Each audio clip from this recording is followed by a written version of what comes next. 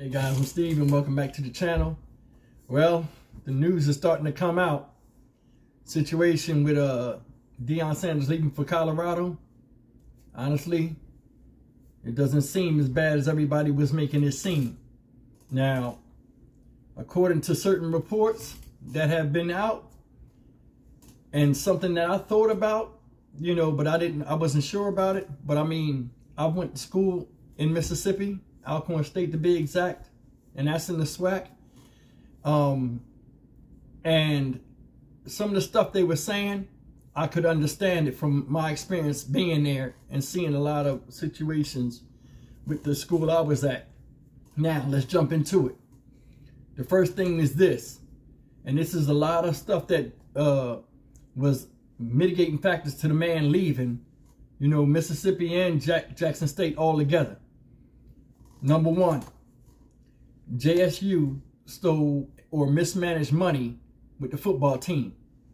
Basically, they took the money from the football program that those kids earned from winning all of those games and their bowl game and everything. And you know, that's a lot of money. They took that money, instead of giving it to the football program who earned it, they take the money out of the, when they received the check, they took the money, forwarded out into a general funds / scholarship account, thus leaving the football players high and dry and Coach Prime. That in itself is heinous, man. And that's some flim-flammery at its finest. And that's one of the things, man, we deal with when we deal with our own sometimes. You know what I mean? We got to start being honest with ourselves, people. We got to start being honest. Because something in my head said, from going by his character and going by, you know, seeing him over the years, how he talks, how he carries himself, you can get a semblance of what type of person Deion Sanders is. Did he care about them kids? Hell yeah, he cared about them kids. Was his plan to go to J-State and leave after 3 years? I don't think it was. Like he said, if opportunity presented itself, he would be stupid not to listen if a Power 5 conference came and talked to him. And that's anybody. Because you got to understand something. Coaching usually starts what? At low levels, and then you move yourself up, you move yourself up, you move yourself up. He started as a high school coach. Boom. Then he graduated to J-State. Then what happens? Coaches go to small schools. They graduate to bigger schools. And eventually, a lot of times, they go to the pros. Now, I don't know if he has NFL aspirations to be a coach. I don't know. But getting back to this, guys, I don't mean to step off. They took the money that these kids earned, right? And I want you to keep this in mind. They took the money that these kids earned and put it in building other stuff in school other than the football program. Another thing is this. The man took his own money from what they were paying him and his own money. He fixed the locker room, the tennis courts. He set up the new players lounge, making it all look professional. He used his money to feed players sometimes when they would go out to fancy dinners and celebrate, like you would do with Little League. You know what I mean? Your little league team win, you go take them out and you celebrate. He was doing that with these players. These are grown men. School wasn't even helping him. He used his own money to build that school up. He left it better than he found it. And not only did J-State benefit from that, better facilities means better performance. The record showed when he went 27-5. He was undefeated this year. He used his own money. Check this out. This shiesty too. In his contract agreement, if they sell, he would get a percentage of ticket sales if they passed an attendance of 30,000 people. They passed that by far in all of the games, mostly. He never got his cut of the money after 30,000 people attended, in the 30,000 plus attendance. He never got his money. He made a statement, and I remember seeing this, where he was like, somebody's stealing the money. This affected my pocket. You better go find out where this is going. And I think that's part of the reason why he had the fallout. Another thing is this. Him and the president didn't see eye to eye at all. Me and my cousin, who's in Jersey, was talking about this last week when I made the other Deion Sanders video. And he was more on the side of, hey, I wish Deion Sanders had stayed.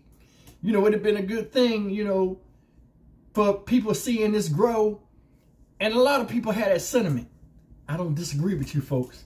It would have been phenomenal if he had started coaching and then more coaches came or more pros came and they just blew the swag up. That would have been a dream scenario. But things don't happen like that because there's a lot of obstacles that's in the way. And a lot of us lay ourselves down as speed bumps, whether intentionally or unintentionally, to thwart the progress of another that's on your same team.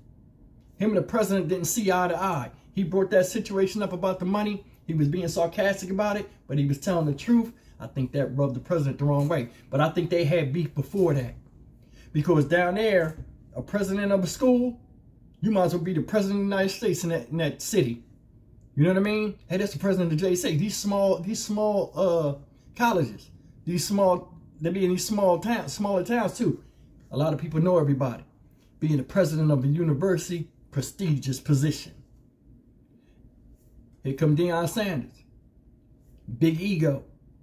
They thought he was going to come down there. They was going to use him, you know, his stature, bring recruits in. And it was working. He was bringing some top recruits in, you know. Travis Hunter, I think he was the top defensive back or something. When I seen that, I'm like, whoa, the tide's going to start changing. They was all grinning it up. Then as these people came down there, Deion Sanders sitting there, hey, we need to do this. We need to do that. You went to school to run right. We need to do this. Hey, let's put our money into this. Let's put our money into that. I know how to build the program. Hey, he was stepping on toes. They ain't like that. You know what I mean? Yeah, you coming from Florida, you got an illustrious life. You got more money than probably everybody out there. You come down there, they, we ain't doing that. How can you win with that, people? How can you win? I'm surprised he stayed there 3 years. He better than me. After about a year and a half of that second season, we'd have had a knockdown drag out in there. And I'd have just walked off. Hey, it's going to be what it's going to be. Or I'd have put my name in the hat to go coach somewhere else. Or I'd have just went to another HBCU school. Because, I mean, that's intolerable. Y'all supposed to work as a team. Faculty, staff, everybody. You know what I mean? This man doing a great service coming down here after having an illustrious career. He don't need no money. Y'all was paying him peanuts as far as college coaches cost. And then he got to use half of his money to come and put it back in the thing. And y'all tell him no? That's how can I say this? It's humiliating or demoralizing to a person. And you can't say you can't question his commitment, because I don't know anybody out there that works at a job and they say, hey, stuff they supposed to pay for, half of your money is going back into the business. Nobody would handle that. And that's the reality. We got to really think about it. Let's put our feelings to the side. Man, they was dragging this dude. And it's a damn shame. He came there to make a difference. You know what I mean? City benefited from it. Everybody was talking about him. College football game day came there.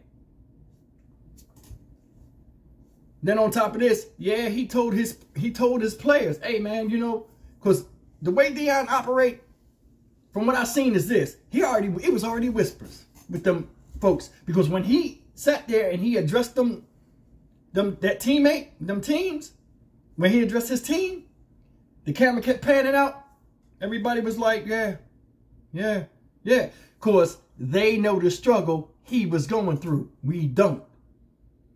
And, you know, a lot of people are being emotional with the situation with the man because you're coming from a fan's perspective. I remember when they showed, if you can go online and look at how J-State facility looked before he fixed it up. Look at all the before and afters. That took serious money to do. And out the kindness of his heart and caring about those kids, he sacrificed some of his finances. He went through undue stress when he shouldn't even have had to. Y'all had him. Y'all could have just worked with the man. You don't even know. What if the thing took off? Y'all had a beautiful relationship. He might not even have took that job. Because you made him feel at home. You made him welcome. We'll never know now, will we? Deion wanted to coach in Celebration Bowl, which is the last bowl. Right? Now, in the Celebration Bowl, I don't know. I didn't do my research. I don't know where it's at. But usually these bowl games are in neutral stadiums. And usually they're in big stadiums. Hey, I owe it to my players. He told them in the thing, hey, I'm going to coach you in this bowl, such and such, this and that. All of a sudden, here come the president. No, you can't coach him. Hating. Hating. That's the final blow he can get off. Now, all the Jackson, Mississippi mad at Deion. You see some of the comments they saying about him. Oh, he ain't black. He ain't this. Today, on the breakfast, what's the Breakfast Club or whatever? The talk show, the radio show, or whatever, that's on YouTube. They had Umar Johnson on there. He told me, oh, what he did wasn't manly. He took another job, a better opportunity. In life, we move up. We don't stay stagnant. I don't know anybody that'll sit at a job and work for the same wage for 20 or 30 years and then say, you know what, this was worth my time. Stop putting your feelings in everything, people. We got to stop putting our feelings in things. Him not being able to coach that bowl, that was slick. It was a slap in the face. That stadium was going to be big, and I heard it's already sold out. So he would have made a killing off of them ticket sales. Now, one of two things. This guy, the president, I don't even know his name. He don't care nothing about J-State. Because part of the glue that binds and the attitude and all of that, part of that is the coaches and players together. Unified. One last time. You've seen a lot of times, hey, let's win this for Coach Prime. This is the last game he's going to be here. It'd have been emotional. And it'd probably been epic. But because he's stuck in his feelings. And he want to be better than every damn body else. That showed me right there you don't care nothing about J-State. You only cared about how it made you look. How the school blew up and you were sitting in the background. Yeah, I'm the president. Yeah. Bullshit. Bullshit. And it's sad that he do you like that. He did him like that. Last but not least, and this is crazy too. This right here blew my shit. He had a lucrative TV deal set up for J-State. Now the way I understand this, is, usually when they had these TV deals, it might be like how Notre Dame was, or how Notre Dame is with NBC. They might have exclusivity to only show their games on NBC at a certain time slot. But it takes a lot of money. And it takes a lot of convincing people to even do that with you. And you got to be a hell of a team, or you got to be something in you that they think they can get ratings off from people watching you. That right there, that setup right there would have been huge for the black community. Because now you got a African-American college on TV, historic black college, university, on TV, probably every week when they play, getting exposure. It would have made them look good. The money in itself would have probably paid Primetime's salary. What'd he do? Because Primetime came up with it, here come the hate. No, we don't want to do it. I remember Jackson State was scrubby. Their college was scrubby in football. They were scrubby for a while. This man came and changed the whole thing. And y'all ran him out of there. You know what I mean? You pushed him right out the door. Now they talking about we might have a new coach. We might be looking at Mike Leach. Some of the players like, fuck Mike Leach, I'm leaving. You know what I mean? One of the running backs for the team wound up going in transfer portal. Talking about he might go to Mississippi State. He shit right on Jackson State and said a lot of stuff Coach Prime said. That's a player, he said that.